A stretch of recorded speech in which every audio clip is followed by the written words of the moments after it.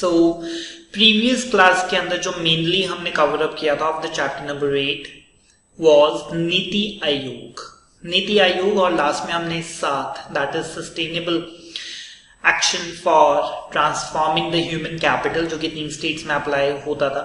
सो उसके बारे में हमने इन डेप्थ सारा कुछ कवर अप किया and this class is going to be altogether different from the previous one.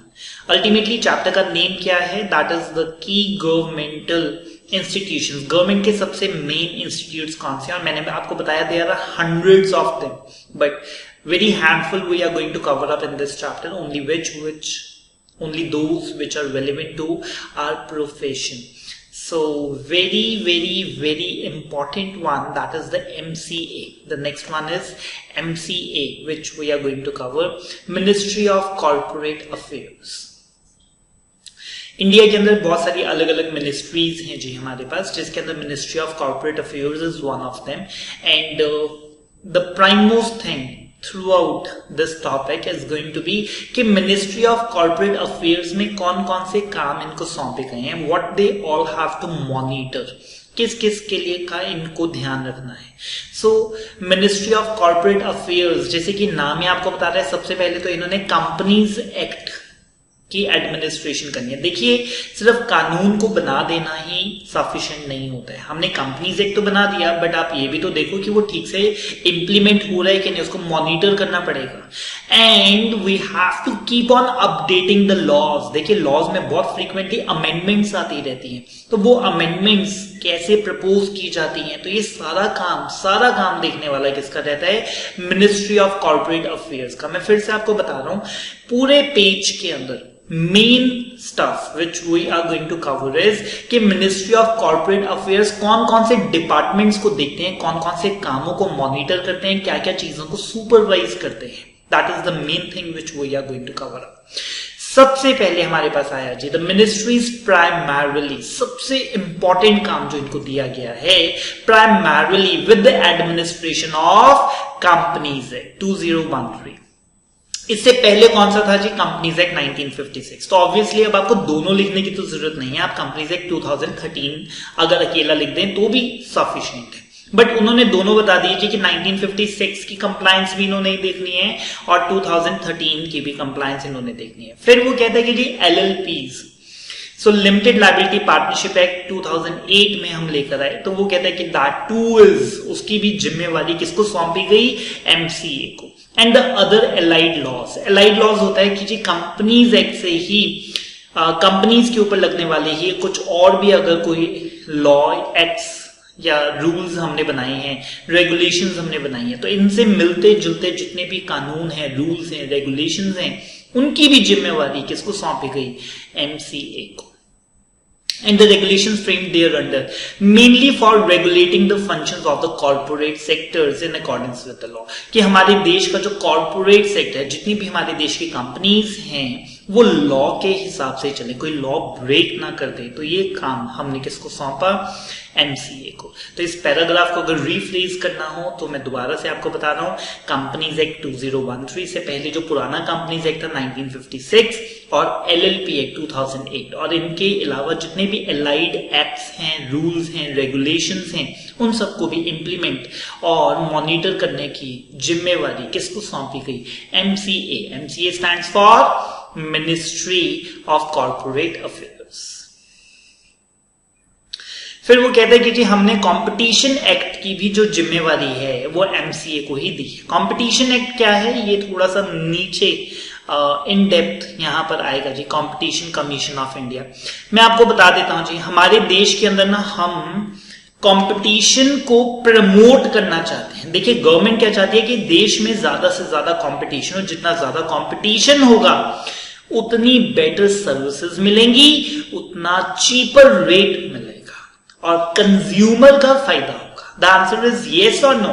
आप ही बताइए, कंपटीशन ज्यादा होना अच्छा है कि नहीं? The answer is but obvious yes. The answer is obviously yes.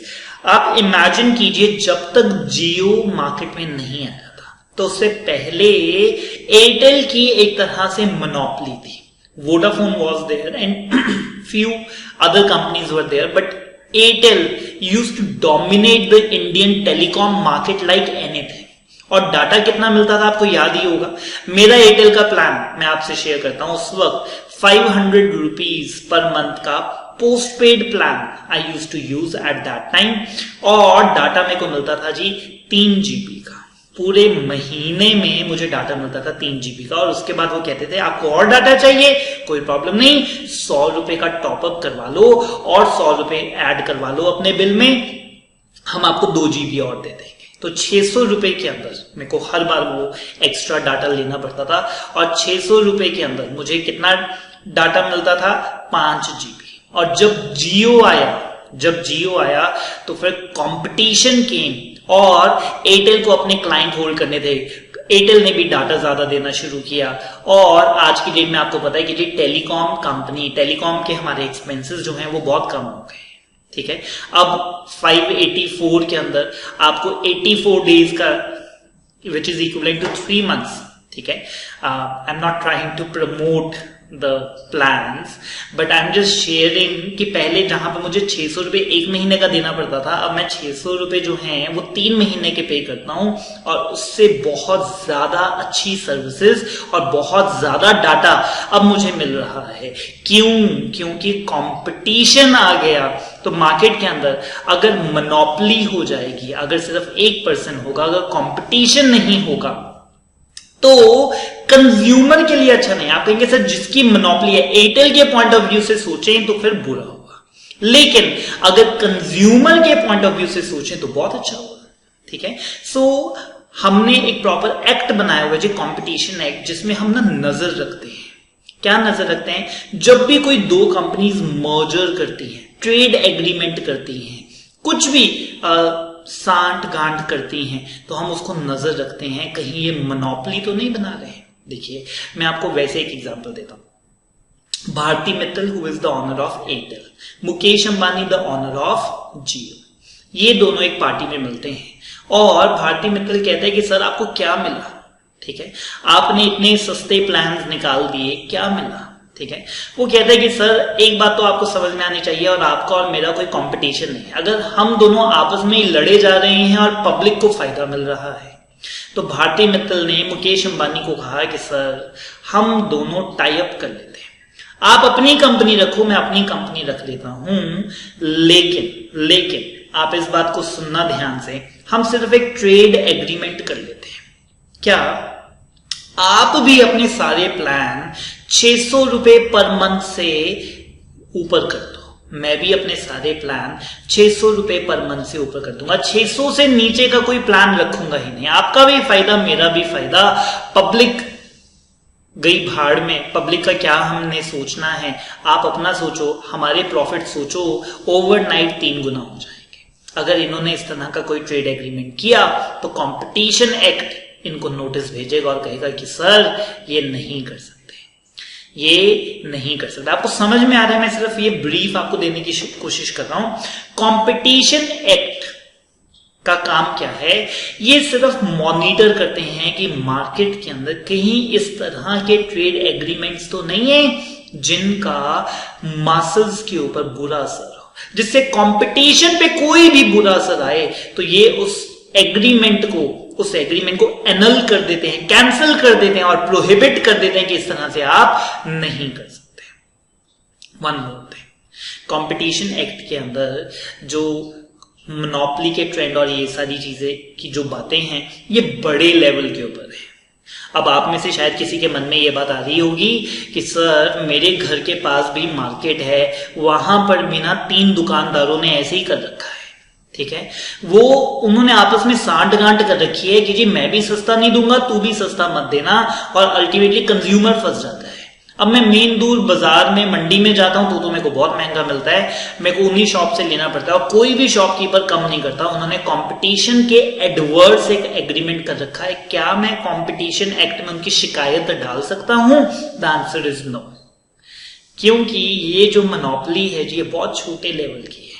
यहाँ पर जो मोनोपोली की बात हो रही है वो 10,000 करोड़ 20,000 करोड़ के जिनके एसेट्स हैं या टर्नओवर हैं, जब इतने बड़े लेवल की कंपनी दूसरी कंपनी के साथ मर्ज करती है तभी कंपटीशन एक्ट उनके ऊपर लगता है। एग्जीक्यूटिव के अंदर और प्रोफेशनल के अंदर बहुत डिटेल में आपको कंपटीशन एक्ट भी पढ़ाया जाएगा। So coming back to our topic, that is the Competition Act falls under the jurisdiction of the MCA. MCA ही देखेगा कि Competition Act ठीक से फॉल हो रहा है या नहीं। किसी भी तरह की प्रैक्टिस, ट्रेड, कॉम्बिनेशन या कोई भी मर्जर वगैरह जिसका कंपटीशन पे बुरा असर है, हम उसे रोक देंगे। आपको समझ में आया? मैंने आपको बता दिया जी, किसी भी तरह का एग्रीमेंट ऐसा नहीं होना चाहिए जिसका कंपटीशन पे बुरा असर हो, क्योंकि हम अपने देश के अंदर कंपटीशन को प्रमोट करना चाहते हैं, डिमोट नहीं करना चाहते। और दूसरी बात, छोटे लेवल की 1-2 शॉपकीपर्स की बात मत बताओ, छोटे लेवल की 1-2 कंपनीज की बात मत बताओ। ये बहुत बड़े लेवल के ऊपर जब कंपनीज मर्जर वगैरह करती हैं ये तब होगा। जैसे कि जियो और एयरटेल अगर ये मर्जर करती है, डेफिनेटली कंपटीशन एक्ट उनके ऊपर लग जाएगा और प्रोहिबिट करेगा कि आप किसी भी तरह का एग्रीमेंट आपस में नहीं कर सकते, क्योंकि इसका एडवर्स इफेक्ट है। ये जी पढ़ते हैं, the ministry is also responsible for administering the Competition Act 2002 to prevent the practices having the adverse effect upon competition। हर वो प्रैक्टिस जिसका बुरा असर है किसके ऊपर? कंपटीशन पे, क्योंकि हम अपने देश में कंपटीशन को प्रमोट करना चाहते हैं।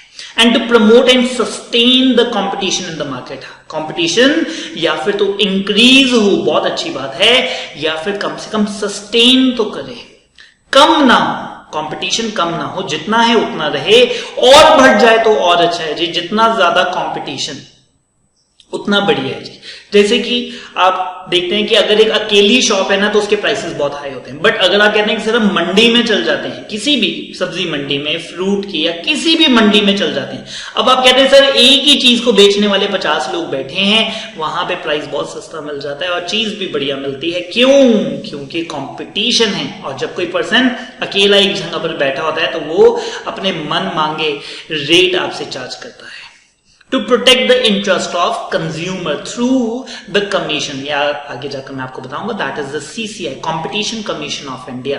हमने एक कमीशन बनाया, जैसे कि एक बोर्ड बना दिया जी, एक अथॉरिटी बना दी। सो एक कमीशन हमने सेटअप किया है। इस कमीशन की रिस्पॉन्सिबिलिटी रहती है, ये पूरे देश को सुपरवाइज करते हैं। और ये कमीशन किसके अंडर फॉल करता है? ये किसको रिपोर्ट करते हैं? MCA को, that is Ministry of Corporate Affairs।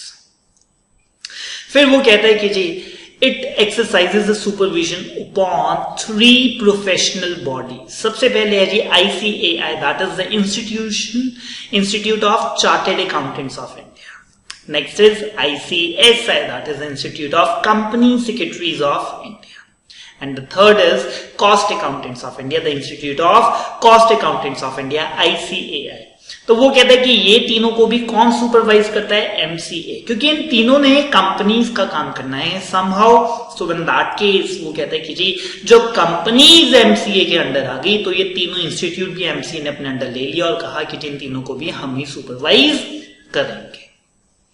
So which are constituted under the 3 separate acts of the parliament। आपको पता ही है ICAI का अपना एक्ट है, ICSI का अपना एक्ट है और कॉस्ट अकाउंटेंट्स ऑफ इंडिया का भी अपना एक्ट बना हुआ है।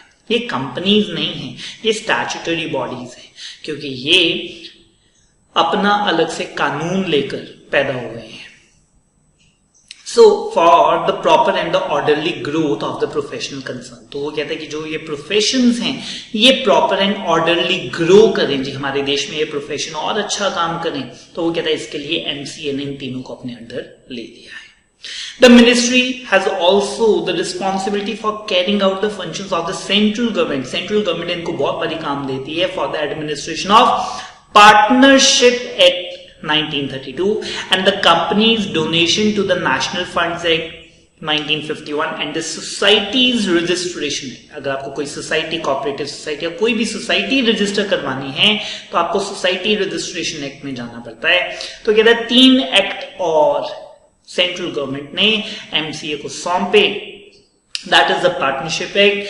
कंपनीज ने अगर कोई डोनेशन की है टू एनी नेशनल फंड तो उसका भी एक अलग से एक्ट बना हुआ है, और सोसाइटी रजिस्ट्रेशन एक्ट को भी कौन मॉनिटर कर रहा है? एमसीए। सो यहां तक एक बार दोबारा से सम अप कर लेते हैं जी। Ministry of the corporate affairs हम कर रहे हैं, जिसमें हमने कहा कि जो एमसीए है इसके पास कौन कौन सा काम है। सबसे पहले में आया companies act 2013, companies act 1956, LLP act 2008, और इसके अलावा जितने भी अलाइड एक्ट्स, रूल्स, रेगुलेशंस हैं वो भी इन्हीं को फॉलो करने हैं। फिर हमने कहा कि सर कॉम्पिटिशन एक्ट 2002 भी इसी मिनिस्ट्री को सौंपा गया। फिर हमने कहा 3 professional bodies, ICAI, ICSI and the institute for the cost accountants of India, ये तीनों इंस्टीट्यूट जो कि स्टैट्यूटरी बॉडीज हैं, क्योंकि इन तीनों के अलग अलग एक्ट्स बने हुए हैं, इनको मॉनिटर करना, ग्रो करना, रेगुलेट करना भी एमसीए के अंदर ही आता है। और सेंट्रल गवर्नमेंट जो है वो partnership act, companies donation to the national funds act and the societies registration act के अंदर भी इसी मिनिस्ट्री को काम सौंपती है। So I believe we are concrete so far and we are going ahead. The affiliated offices of the MCA. अब वो कहते हैं कि एमसीए को काम करने के लिए एमसीए ने थोड़े बहुत ऑफिसेज और ज्यादा बनाए होंगे जी। एक तरह से कैसे हो गया कि एमसीए अगर सीनियर ऑफिस है तो इन्होंने नीचे अपने जूनियर ऑफिसेज बना रखे हैं जो ये सारा काम करने में हेल्प करते हैं। सबसे पहले आया जी SFI, that is the serious fraud investigation office. So serious fraud investigation office क्यों आया? वो कहता है कि जो कॉर्पोरेट लेवल पे अगर किसी भी तरह का फ्रॉड हुआ, आपने देखा ना कि इंडिया में आजकल स्कैम्स हुए, जैसे कि किंगफिशर के अंदर स्कैम हुआ, फिर और ये सारे लोग स्कैम करके इंडिया के बाहर भाग जाते हैं। तो हमने कहा कि इस तरह के स्कैम्स जो हैं वो इंडिया की रेपुटेशन के लिए अच्छे नहीं है, इंडिया की मार्केट के लिए अच्छे नहीं है, बहुत सारा पैसा जो है जी इसके अंदर चला जाता है। सो सत्यम का भी स्कैम हुआ, और इसको रोकने के लिए SFIO हमने एक ऑर्गेनाइजेशन बनाई है। तो वो कहता है कि जी the serious fraud investigation office हमने बनाया है। ये बहुत इन डेप्थ सर्च करते हैं कि क्या कोई फ्रॉड तो नहीं हो रहा है। और मैं एक और बात बताता हूं, ये कंपनीज पे तो एक्शन लेते ही लेते हैं, बल्कि उस CA को, उस CS को या फिर कॉस्ट एंड मैनेजमेंट अकाउंटेंट को भी पकड़ के उसके ऊपर भी प्रॉपर प्यूनिटिव एक्शंस लिए जाते हैं। आप ऐसा मत सोचना कि मैं कल किसी कंपनी का ऑडिटर हूं, अगर उस कंपनी में फ्रॉड हो जाता है तो ये मेरी रिस्पॉन्सिबिलिटी थी, मुझे वो रिपोर्ट करना चाहिए था। डायरेक्टली और इनडायरेक्टली मेरे पर भी एक्शन आएगा ही आएगा। बट अगर मैंने ये बात प्रूव कर दी कि सर मैंने अपना काम बहुत ध्यान से किया था, किसी भी तरह से मैं वो फ्रॉड का पता नहीं लगा सकता था, देन माइट बी मैं बच के निकल जाऊं। Else the chances are very less, definitely मेरे ऊपर भी कोई ना कोई एक्शन आने के चांसेस हैं। अगर जिस कंपनी का मैं स्टैट्यूटरी ऑडिटर हूं, सेक्टेरियल ऑडिटर हूं, या फिर मैं उसका कॉस्ट ऑडिटर हूं, इन दैट केस अगर उस कंपनी में फ्रॉड होता है तो मेरे ऊपर भी एक्शन आने के चांसेस बहुत ज्यादा है। So government in the backdrop of the major failure of non-banking financial institutions, phenomenon of vanishing companies, वो कहता है बहुत सारी कंपनीज गायब हो जाती हैं जी ओवर द टाइम। जैसे कि सत्यम के अंदर हुआ, किंगफिशर के अंदर हुआ, शेयर की वैल्यू 0 हो गई जी, आजकल 10 पैसे का शेयर रह गया उनका। और वो कहता है plantation companies and the recent stock market scams had decided to set up. और वो कहता है कि जब ये सारी चीजें चल रही थी तो गवर्नमेंट ने सोचा कि जी अब हमें कुछ इंस्टीट्यूशन सेट करना पड़ेगा, और जिसके लिए उन्होंने क्या बनाया? SFIO, that is the serious fraud investigation office. It is a multidisciplinary organisation to investigate the corporate frauds. ये देखेंगे जी कि कौन सा फ्रॉड हुआ, कौन कौन इन्वॉल्व था, सबके ऊपर एक्शन लिए जाएं। The organisation has been established and it has started functioning since 1 October 2003। तो अप्रोक्सीमेटली 17 ईयर्स अब हो गए हैं जी इनको। क्या कहता है कि जी 1 अक्टूबर 2003 से हमने इसे बनाया। क्यों बनाया? क्योंकि वो कहता है कि जी बहुत सारे NBFCs बेकार जा रहे थे, कंपनीज वैनिश हो रही थी, स्टॉक मार्केट में स्कैम्स हो रहे थे, तो हमने इन सबको रोकने के लिए SFIO बनाया। Point number 2 is very easy, मैं आपको ऑलरेडी बता चुका हूं। कंपटीशन कमीशन के अंदर जो टॉप मोस्ट अथॉरिटी है that is the CCI, that is the competition commission of India. मैंने आपको बताया कंपटीशन एक्ट क्या करता है, हर उस प्रैक्टिस को रोकता है जिसका कंपटीशन पे बुरा असर हो। So कहते हैं the CCI, that is the Competition Commission of India, was established under the Competition Act 2002 for the administration, implementation and the enforcement of the act। और इसे कब बनाया, मार्च 2009 के अंदर। तो वो कहते हैं कि ऑब्जेक्टिव्स क्या हैं, कहते हैं to prevent the practices having the adverse effect. वो कहते हैं हर उस प्रैक्टिस को हम रोकें जिसका कंपटीशन पे बुरा असर है। To promote and sustain the competition, competition को प्रमोट करें और अगर प्रमोट नहीं कर सकते तो एटलीस्ट उतना तो मेंटेन करके ही रखें। To protect the interest of the consumers and to ensure the freedom of the trade. और वो कहता है कि फ्रीडम ऑफ द ट्रेड होनी चाहिए जी, किसी तरह की रिस्ट्रिक्शन ना हो कि आप ये काम कर सकते हैं और मैं नहीं कर सकता। कोई मेंबरशिप चाहिए, कोई लाइसेंस चाहिए। वो कहता है कि जी इजी प्रोसीजर होने चाहिए, एंट्री बैरियर्स बहुत ज्यादा नहीं होने चाहिए। तो ये सारा काम किसका है, सीसीआई का। और CCI is the affiliated to the MCA. ये बेसिकली किसको रिपोर्ट करते हैं, मैंने आपको बताया कि एसएफआईओ हो गया, सीसीआई हो गया, these are basically the junior officers which go and report to the MCA. Consequent upon the challenge to the certain provisions of the Act and the observations of the Honorable Supreme Court, the Act was amended। Competition act कब आया था, 2002 में। हमने ऊपर पढ़ा ना 2002 के अंदर आया था। कहते हैं बाद में से अमेंड किया गया, सुप्रीम कोर्ट ने इसे अमेंड करवाया 2007 में। और इससे पहले हमारे पास एक पुराना एक्ट चल रहा था, MRTP, that is monopolies and the restrictive trade practices act. कहते हैं उसको हमने रिपील कर दिया, उसको खत्म कर दिया, उसको बंद कर दिया। उसकी जगह हम कौन सा ले आए, कंपटीशन एक्ट। सो पहले जो ये एक्ट था उसका भी मोरलेस यही काम, वो क्या करता था, मोनोपोलीज को खत्म करना और रिस्ट्रिक्टिव ट्रेड प्रैक्टिसेस। ठीक है, जब हम रिस्ट्रिक्शन लगाते थे कि आप ये नहीं कर सकते, हम ये नहीं करेंगे, वो कहते हैं कि जी ऐसी ट्रेड प्रैक्टिसेस को हम रोकते थे। तो वो कहते हैं कि जी उस एक्ट को हमने रिपील कर दिया and it is replaced by the competition act 2002। और ये एक्ट को कब खत्म किया, 1 सितंबर 2009 को। देखिए पहले ही खत्म कर देना चाहिए था 2002 के अंदर ही, जब कंपटीशन एक्ट आ गया। लेकिन सुप्रीम कोर्ट ने थोड़ा सा टाइम देखा कि जी कंपटीशन एक्ट ठीक से काम कर रहा है कि नहीं, और फिर हमने कहा कि yes now the competition act is working very fine. अब एक ही चीज के लिए दो कानूनों की जरूरत नहीं है, दो एक्ट्स की जरूरत नहीं है। तो फिर जो पुराना एक्ट था एमआरटीपी, उसको हमने खत्म कर दिया। उसकी जगह अब हमारे पास कौन सा है, competition act. So I believe we are clear so far. चलेंगे जी आगे। Point number 3, that is Indian Institute of Corporate Affairs। Indian Institute of the Corporate Affairs में बेसिकली दो चीजें ही कवर अप होंगी, बस आप ये दो चीजें याद रख लेना। एक तो इनका जो मेन काम है that is capacity building and training, लोगों को ट्रेन करना। जो भी कॉर्पोरेट अफेयर्स के टॉपिक्स हैं उसके बारे में जो एचआर ह्यूमन रिसोर्सेज हमें चाहिए उनको डेवलप करना, लोगों को ट्रेनिंग देनी कि ये सारा कुछ कैसे काम करता है, आप अपना काम और बेटर कैसे कर सकते हैं। क्योंकि बहुत सारे एडमिनिस्ट्रेशन के भी हमारे ऑफिसेज हैं जिसके अंदर प्रोबेशनरी ऑफिसर्स, मतलब डायरेक्ट पोस्टिंग होती है जी। यूपीएससी के पेपर देकर लेटर से आपका कोई रैंक आया और आप डायरेक्टली एमसीए के किसी डिपार्टमेंट में आपकी पोस्टिंग हो गई। अब आप कहते हैं सर मैं तो डॉक्टर हूं, मेरे को यूपीएससी का पेपर क्लियर करना आता था, मेरी ज्योग्राफी अच्छी है, मेरी जीके बहुत अच्छी थी, मेरे करंट अफेयर्स अच्छे थे, मैंने वो पेपर क्लियर कर लिया, लेकिन कंपनी के बारे में मेरे को कुछ नहीं पता। अब आपने मेरे को डिपार्टमेंट तो दे दिया कंपनीज वाला, लेकिन मैंने आज तक कभी कंपनी लॉ पढ़ा ही नहीं।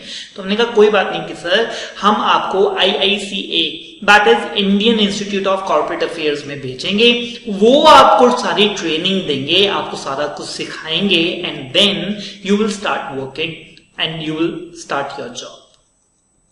ये तो हुआ काम एक, ठीक है। फर्स्ट पॉइंट जिसके अंदर हमने क्या कहा कि जी आपको कैपेसिटी बिल्डिंग एंड ट्रेनिंग करनी है जी, प्रॉपर एचआर क्रिएट करना है। And the second, it is a platform for the dialogue and the interaction and the partnership between the government, corporate, investor, professional, academicians and the other stakeholders. Fine. So पढ़ लेते हैं जी, word to word पढ़ेंगे, बहुत अच्छे से इसे clear करेंगे, very important. IICA has been established by the Indian Ministry of Corporate Affairs for capacity building and training. मैंने आपको इसके दो पर्पस बताए थे, अभी पर्पस नंबर 1 कर रहे हैं, capacity building and the training in the various subjects and the matters relevant to the corporates, regulation and governance. वो कहता है कॉर्पोरेट्स को रेगुलेट और गवर्न करने के लिए जो जो हमारे टॉपिक्स होते हैं, such as corporate and the competition law. सबसे पहले तो उनको कंपनी लॉ पढ़ाया जाएगा, कंपटीशन लॉ पढ़ाया जाएगा, अकाउंटिंग एंड ऑडिटिंग इश्यूज पढ़ाए जाएंगे, compliance management, corporate governance, business sustainability through environmental sensitivity and the social responsibility, e governance and enforcement, ये सारे टॉपिक्स के बारे में आपको पढ़ाया जाएगा।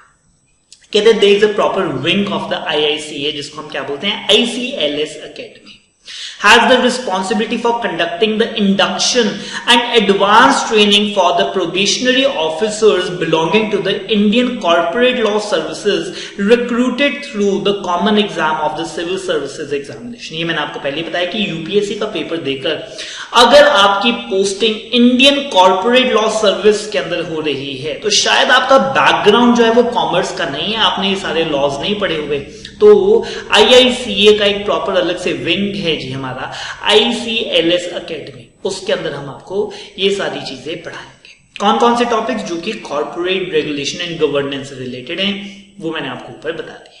अब हमने कहा कि सर दूसरा पर्पस क्या है, दूसरा पर्पस जिसके लिए इसे बनाया गया, ऊपर था जी हमारा purpose 1 and now we are coming to the purpose number 2। So वो कहता है कि जी the institute has been designed with an eye on the future to provide a platform for the dialogue, interaction and partnership between the governments, corporates, investors, civil society, professionals, academicians and the other stakeholders in emerging 21st century।